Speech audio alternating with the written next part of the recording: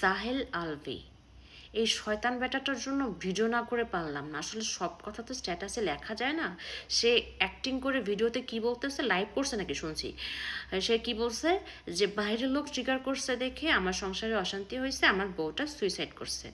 হুম, ভালো করে ট্রিগার করতে পারলে আপনার ডিভোর্স হয়ে যেত, অ্যাটলিস্ট মহিলাটা বাঁচতো আর আপনার বাচ্চাটা মাহারা হতো না।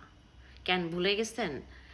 আমার হাজব্যান্ডের ডিরেকশনে দুই বউ দুই বউ বয়রা নাটকে যখন আপনি শুটিং সেটে আসলেন সকালবেলা, আপনার রক্ষিতা তিথিকে নিয়ে সকালবেলা একসাথে গাড়ি করে আসলেন, এসে কারোর সাথে হাই হ্যালো নেই, ব্রেকফাস্ট করা নেই, একটা রুম লক করে ফেললেন।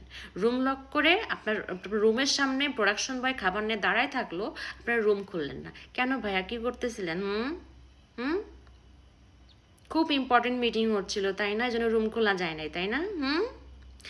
এটা তো এটা, তার মধ্যে আবার সারাটা দিন আপনারা শুটিংয়ের ফাঁকে ফাঁকে ফ্রেশ হতে চাইতেন না রুম লক করে? অ্যাক্টিং করেন, অ্যাক্টিং হয় না আপনার ভাই, অ্যাক্টিং হয় না। সামনে স্ক্রিপ্ট নিয়ে বসছেন, আবার মাঝে মধ্যে মানে কান্না কান্না ভাব, চোখ টিপে টিপে পানি বের করতে চাচ্ছেন, আবার বলতেছেন পাথর হয়ে গেছি। অ্যাক্টিং হচ্ছে না, অ্যাক্টিং আপনার এগুলো কথা। আপনার আপনার শুধু এটা না, আরও অনেক কুকর্মের কথা আপনার বউকে যখন বলছিলাম, আপনার বউকে আপনি আর মিশতে দেন নাই আমাদের সাথে। আর আমরা যেটা গিয়ে বলতে যাই নাই, আপনার বউ কাঁদতে কাঁদতে আমাদের বাসায় আসছিল। ভুলে গেছেন এগুলা? ভুলে গেছেন? এরকম অনেক কুকর্মের কথা অনেকেই জানে, আপনার অনেক কুকর্মের কথা অনেকেই জানে, কিন্তু এতদিন মুখ খোলে নাই, বলে নাই, কারণ ওরা চাইছে আপনার সংসারটা বাঁচুক,